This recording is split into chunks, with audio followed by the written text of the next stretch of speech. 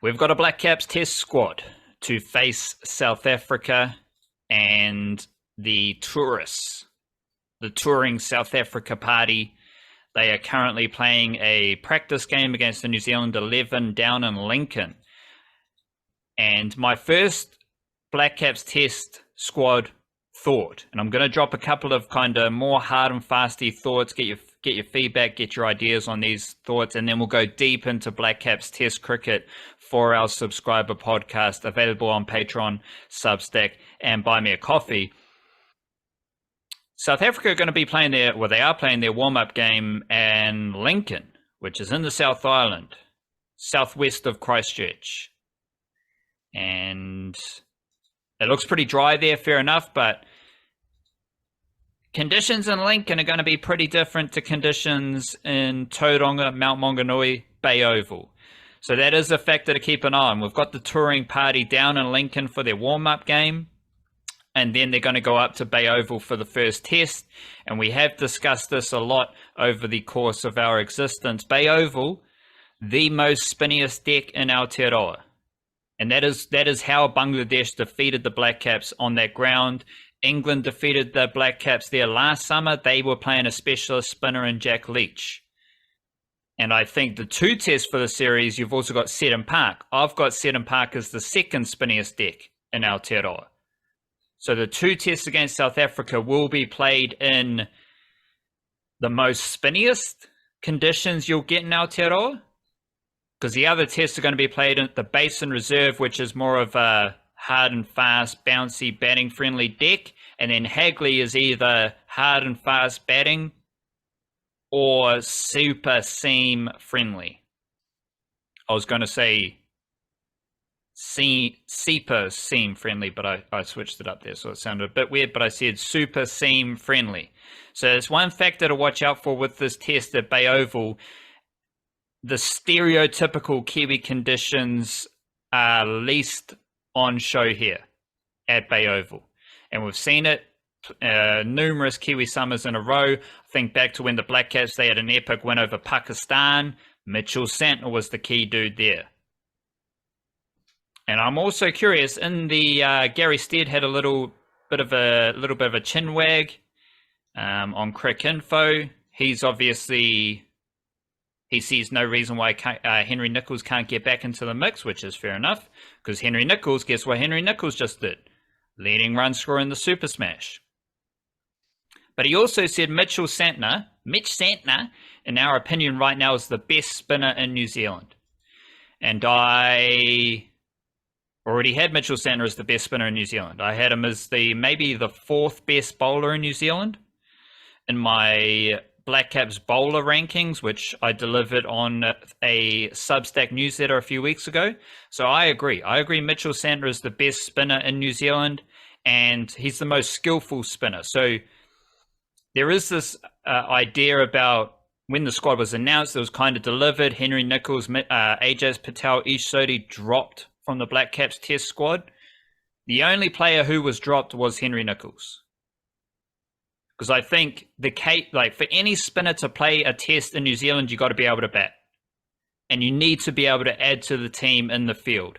Mitchell Santner, Glenn Phillips, they are two of the best fielders in New Zealand right now. And they all bat. Rachin Ravindra, he also bats.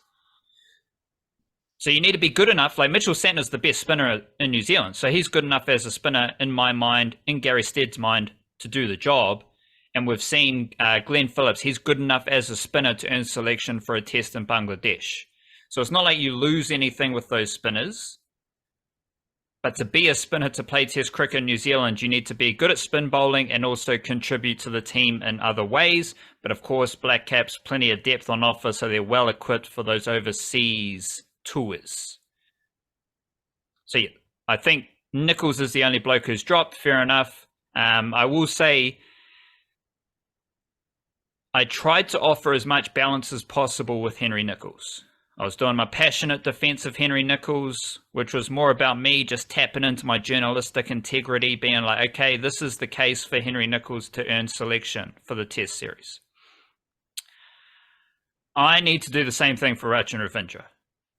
Because Rachin Ravindra's been selected, And we need to have balance when thinking about Rachin Ravindra, because everyone's thinking about Rachin Ravindra as a Super Saiyan international batting prodigy, in the same way that everyone thinks of Henry Nicholls as a bit of a mug with the bat.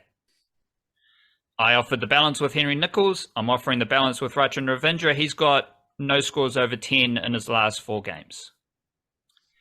He's got, since his 108 against Pakistan, he's got scores of 42, 13, 0, 45, 8, 3, 1, and 2. Interestingly, scores of 3 and 2 in the Super Smash. And like Devon Conway, when I see a Black Caps batter who is out of form go down a level and not score runs, then I'm like, well, they're out of form. Because their form issues have seeped down a level. And that was evident in Rachin Ravindra batting against Canterbury, batting against Northern Districts. And I think it was actually also evident with Devon Conway, who was bowled by Cole McConchie, delivery that went straight through in that elimination final. So the announcement suggested that Rachin Ravindra is going to bat in the middle order in place of Henry Nicholls. That's fine. That's all good. He deserves his opportunity. But no one should be expecting Rachin Ravindra to be an automatic run-scoring monster. First, there's a lot in his career to suggest that he's not an automatic run-scoring monster. Whether it's his T20 record, averaging below 20 in both T20 internationals, T20 cricket, whether it's what he did in Test cricket before this return. He hasn't exactly dominated the ODI scene outside of the World Cup. He's out of form right now. So at least, I'm not saying Rachin Ravindra sucks, I'm just offering balance, but at least keep a lid on your expectations about Rachin Ravindra. Hopefully he scores runs. And I did mention Devon Conway's lack of form. Here's his last 3 years of Test batting, his only 3 years of Test batting. 2021, averaging 63. 2022, averaging 49.9, averaging 50. 2023, last year, he's averaging 32.4.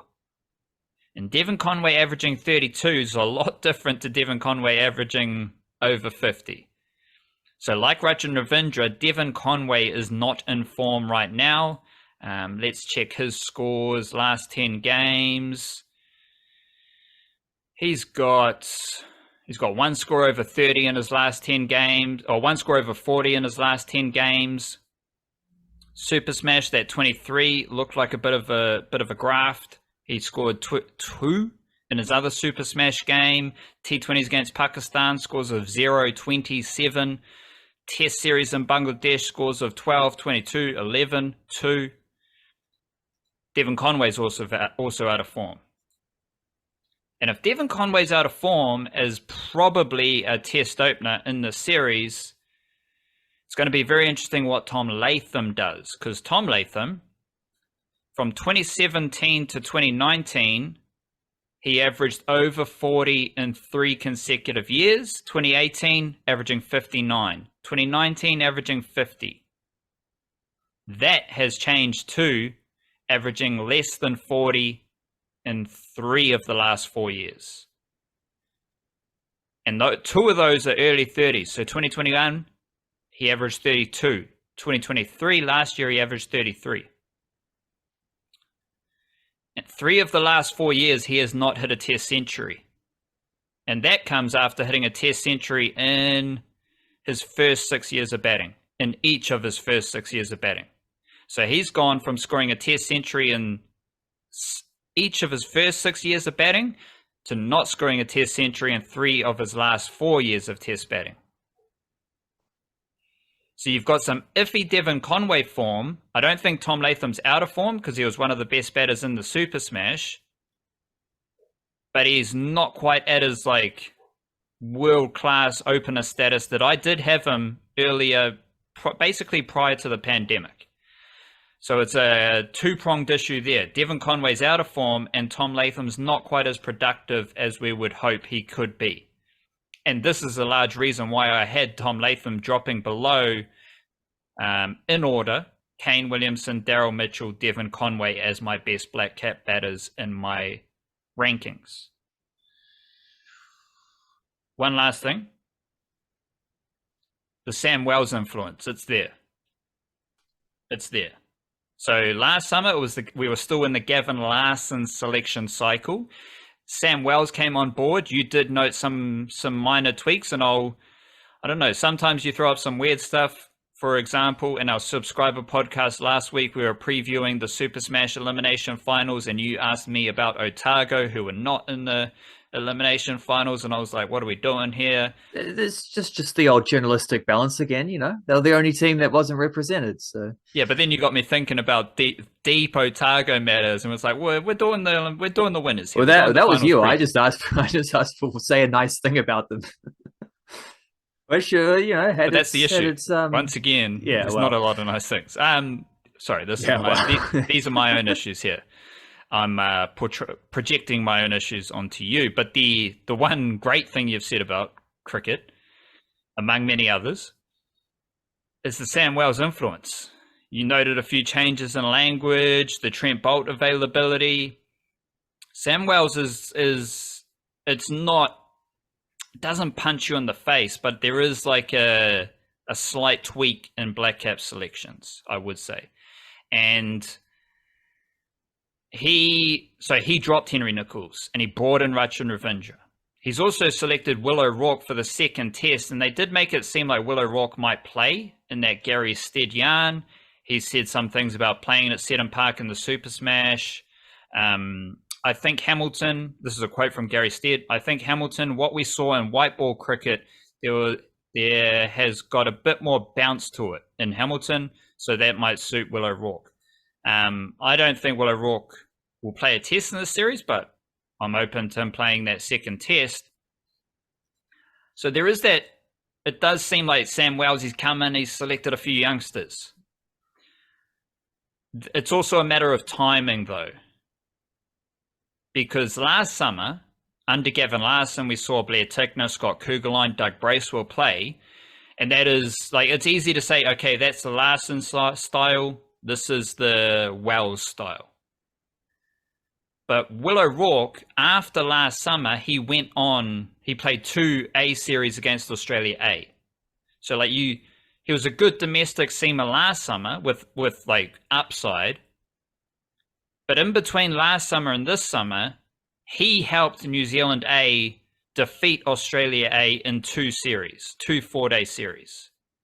So it is a matter of timing. It's not necessarily like Sam Wells has come in and he's injected a lot of youngsters. I think it's just more of a natural cycle where Will O'Rourke has played more cricket, and now he's had those performances, those growth opportunities as well. Yeah, and that makes sense, and it does feel like there is a little evolution here, but it doesn't. Perhaps the way to put it would be like a bit of a freshening up of Black Caps selection kind of ideas, but it's definitely not a massive change. It's not a big shakeup. It's not anything dramatic. It's just a little bit of a, I don't know. It's like this.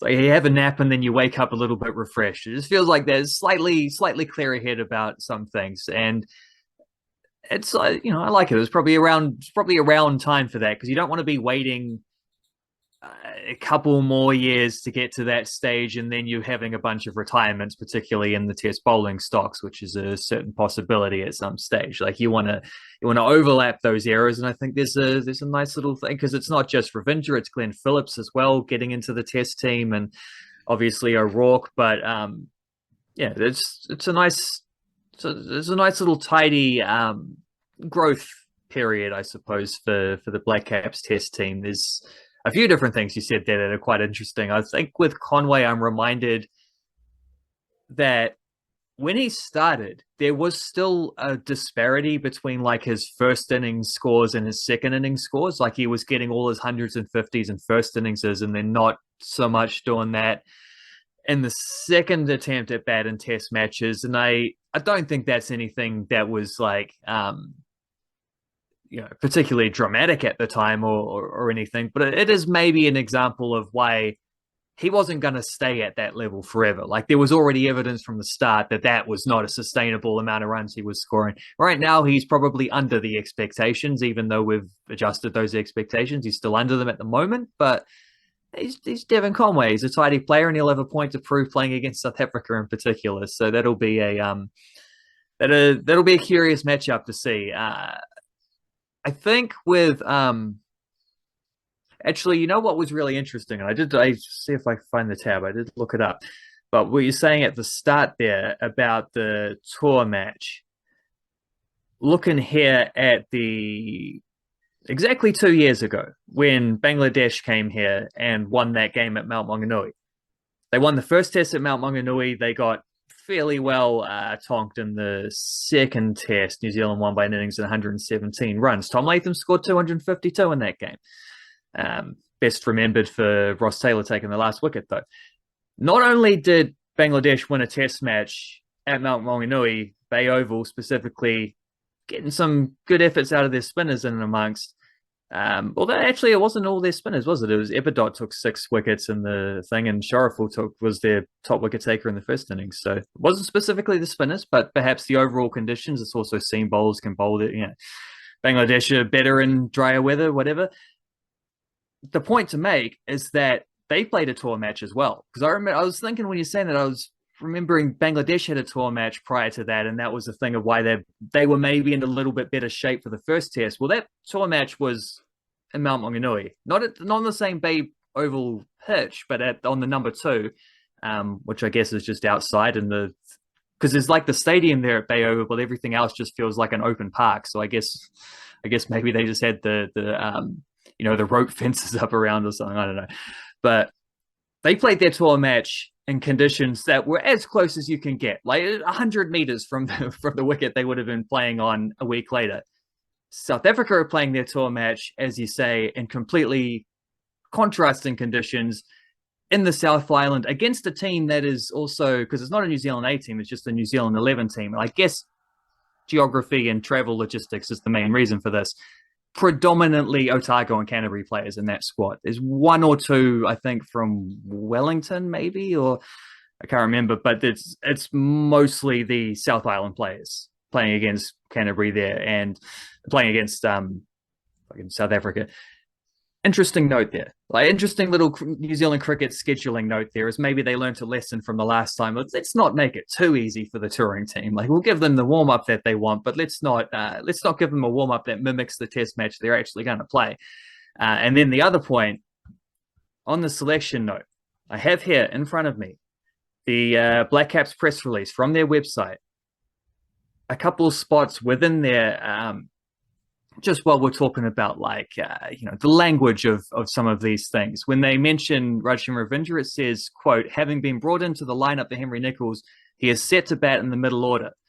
Set to bat says set to bat, like he's getting ready to bat. He's putting his gloves on, he's going to play. There's a note at the end of that paragraph that says Will Young providing batting cover. That tells you Will Young is providing batting cover. He's not in the 11. Glenn Phillips, who is in line to play his first test on home soil. In line to play means he's in the 11 as well. And then it's only a 13-player squad, plus Will O'Rourke for the second test. It says here Mitchell Santner, all-rounder Mitchell Santner, not spinner all-rounder or bowler, or not spinner or bowler Mitchell Santner, but all-rounder Mitchell Santner. Blah, blah, blah. If selected in the 11, it will be his first test at home since 2020, which suggests they're probably leaning towards...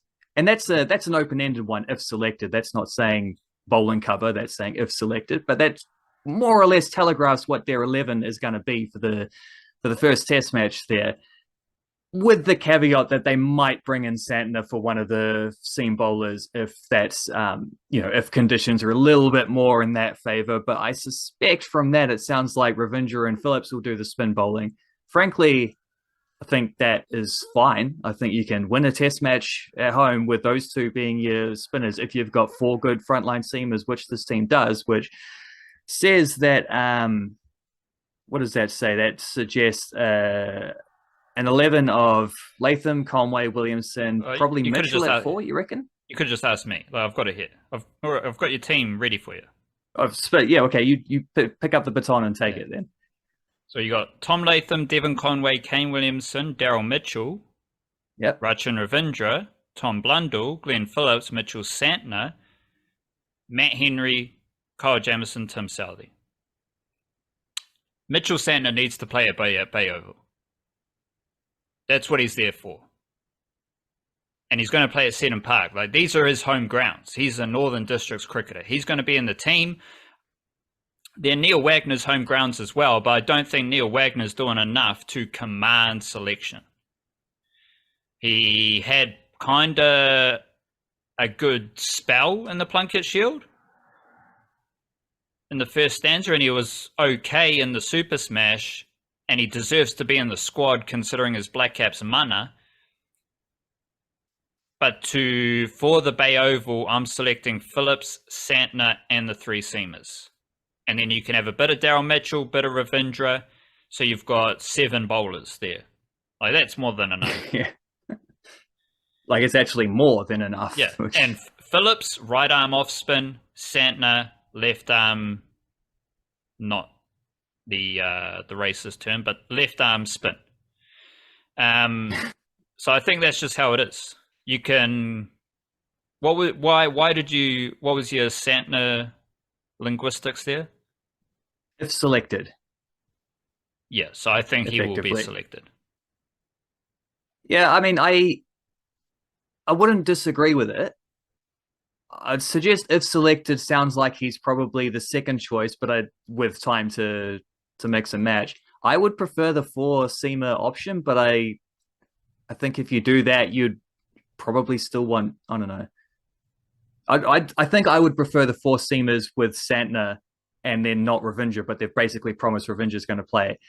We'll see how that goes. I'm curious as well about the makeup of that 5, 6, 7 aspect, because I think what you said was Ravindra, Blundell, Phillips, which I suspect is what they're leaning on. That's how it was in Bangladesh anyway, but with Ravindra coming in for Nicholls.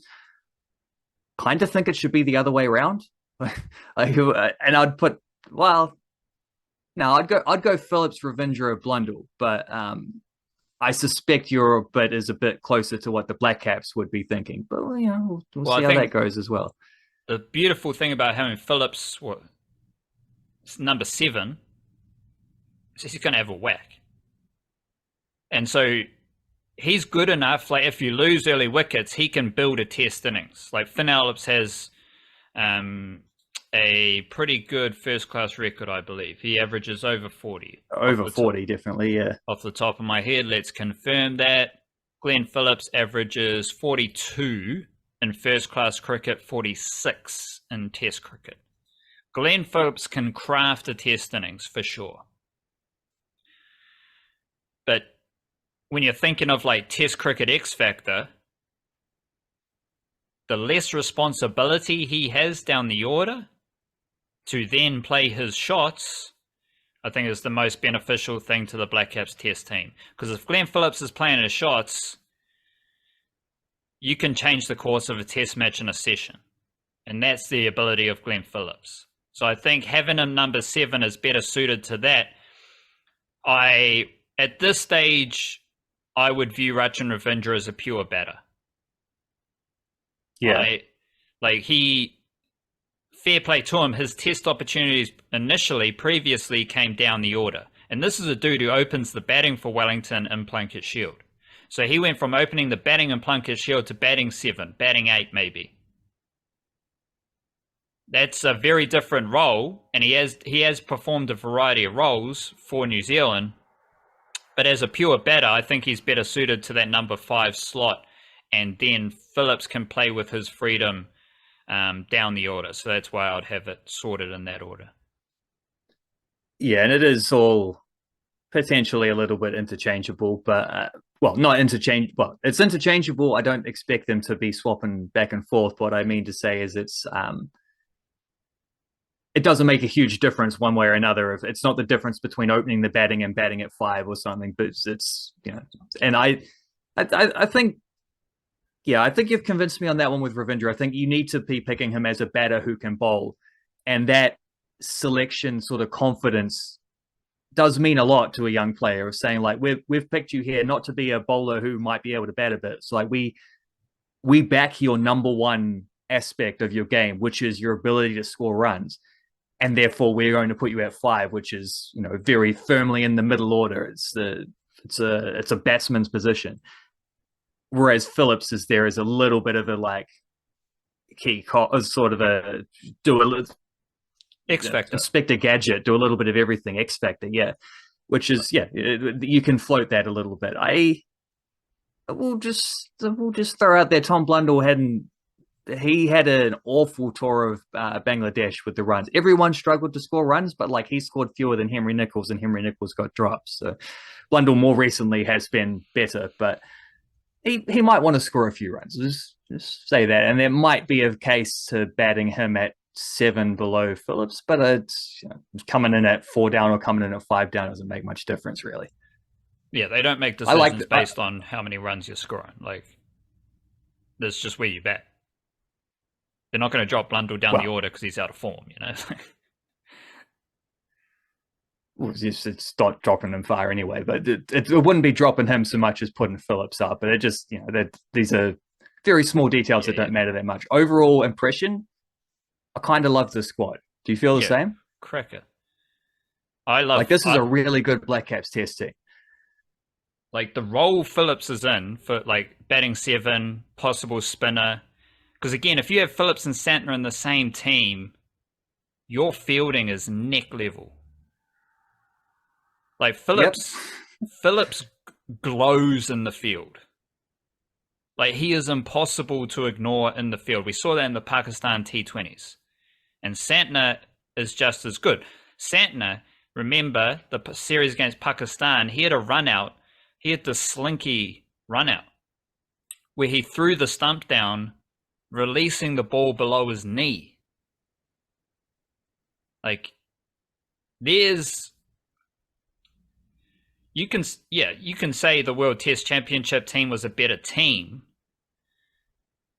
but like, if you got Phillips and Santner and Kyle Jamieson and Rachin Ravindra and Daryl Mitchell, like these dudes are really fun, entertaining, cool cricketers.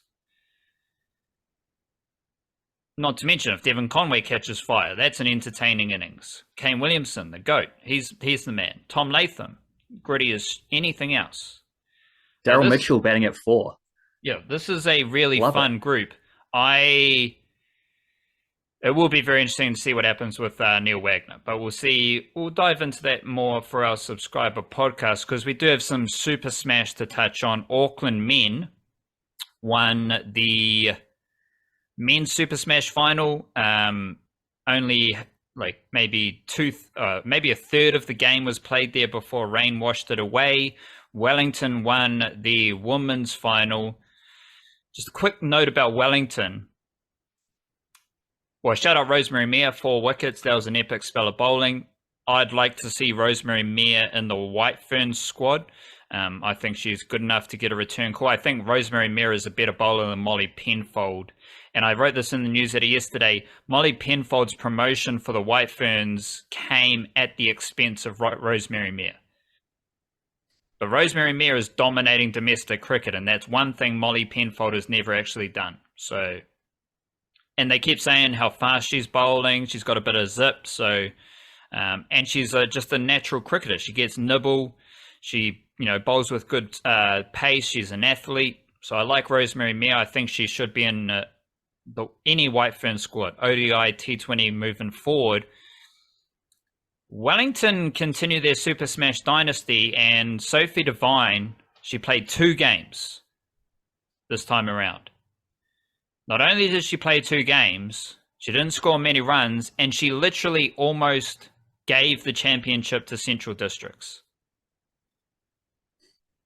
She was bowling the final over. She bowled 2 wides. She fumbled a run out. She dropped a catch, and then I think she took a wicket. It was 2 runouts with the final deliveries. So she would have come back for 2 games and then almost lost them the final. It's harsh to say about Sophie Devine, but it literally happened.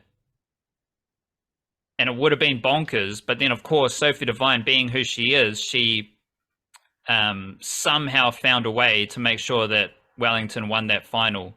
But of course, it's the Amelia Kerr show. She was dominant, leading run scorer, leading bowler. Fantastic season for Amelia Kerr. I also wrote this in the newsletter yesterday. Like Zara Jetley,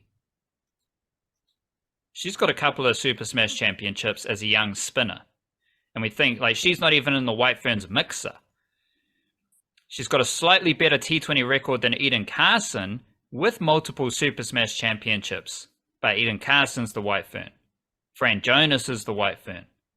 So don't sleep on Zara Jetley. Like she contributes to a dynasty of Super Smash cricket.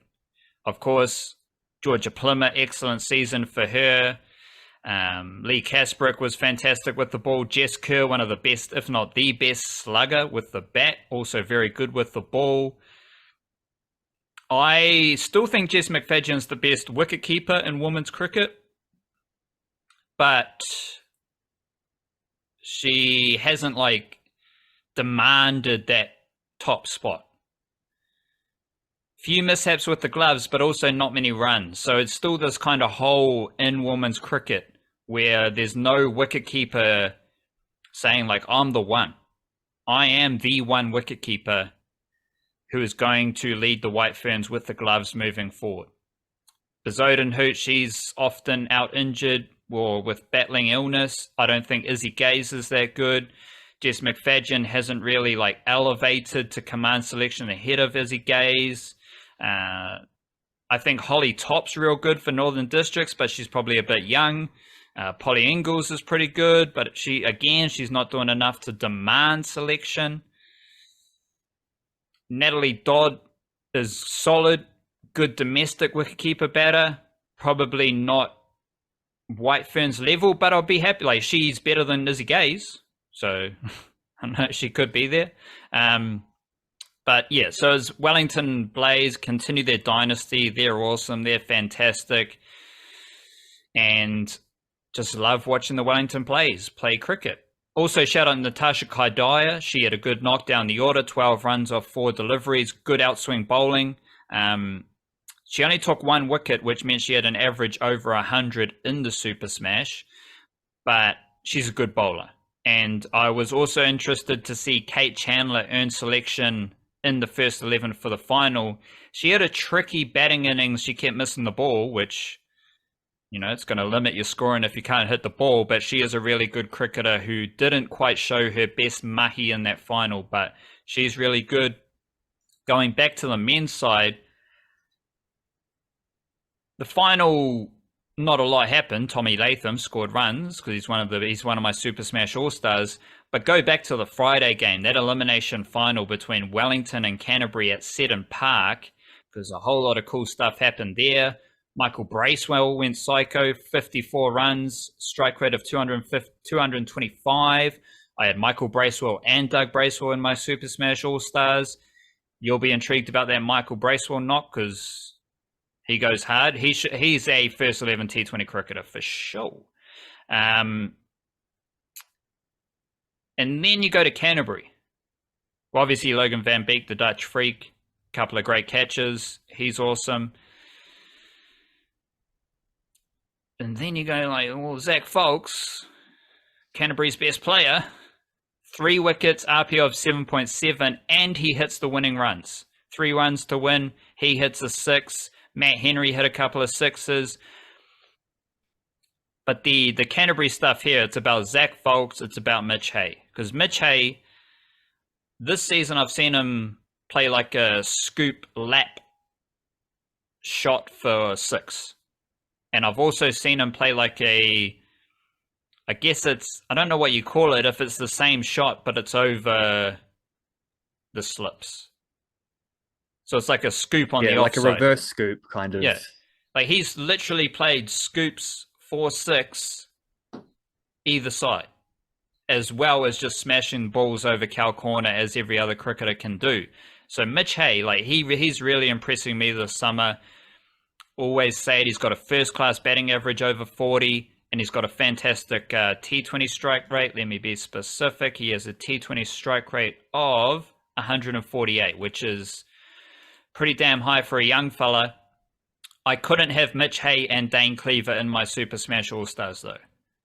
Dane Cleaver, I think he was third for runs, so he got the selection there. But Mitch Hay's strike rate is another sign that he is the best young wicketkeeper in Aotearoa, I believe. And then, of course, Zach Fox, Canterbury's best bowler.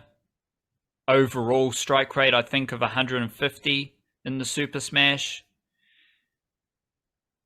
Rachin Ravindra's out of form. So what do you want when you're out of form? Zach Fox angling the delivery into you as a lefty, nipping it away from you, off stump, see you later. Like, Zach Fox, as a bowler, he can move the ball both ways in the air. And then he's got the best execution of the out the back of the hand slower ball. So at this stage, Zach Fox is one of the few bowlers in domestic cricket who can move the ball both ways, and he's got the best slower balls. And he's a really good batter. Like, there's obviously, rightly so, a lot of Will O'Rourke buzz, but I don't think Zach Fox and Mitch Hay are that far behind Will O'Rourke as just pure cricketing prospects. Yeah, I thought Canterbury made a bit of a mistake in that elimination game and not chucking the last over. They gave it to Matt Henry when Will O'Rourke still had one left, and I think they'd bowled out Zach Fox just before, which didn't seem like Matt Henry is a great bowler, including in T20 is his weakest format, but he, at this level, Super Smash, he can do a job, more than do a job. He's excellent, but not necessarily the 20th over type guy. When you got Will O'Rourke, who I've already said I got good feelings about his death bowling, and Zach Fox cleaning out Ravindra and some of that stuff. And then Matt Henry gets smashed for 23 off that over, and it looks like going into the latter stages that might be a killer. I will just until quickly he flips it around with the bat. Yeah, I will quickly say there's only one bloke who's hitting those sixes, though. Michael Bracewell. Like, he's hitting sixes that other players cannot hit. Like, Glenn Phillips, you can throw any New Zealand slugger at me right here, and I'm saying Michael Bracewell is the only player who could hit some of those sixes. Low full toss, high full toss, short ball, on pace, off pace, he's smashing it for six. Unreal strength, that dude. And just his ability to just lever the ball up and over, and he's brilliant. And there was a beautiful return to well, not quite return to form because they've been scoring some runs, but it was a nice sort of match-winning type thing. And then, obviously Matt Henry slugged some sixes to make up for the ones that he gave up, and Logan Van Beek's last over went for just as many runs as Matt Henry's did. And that was a fantastic game of Super Smash, which wasn't the final, but feels like the final because the final got washed out, although the women's game wasn't far behind, and they did at least get a good finish in the final. So good stuff. Good season, good stuff, good cricket. Good cricket.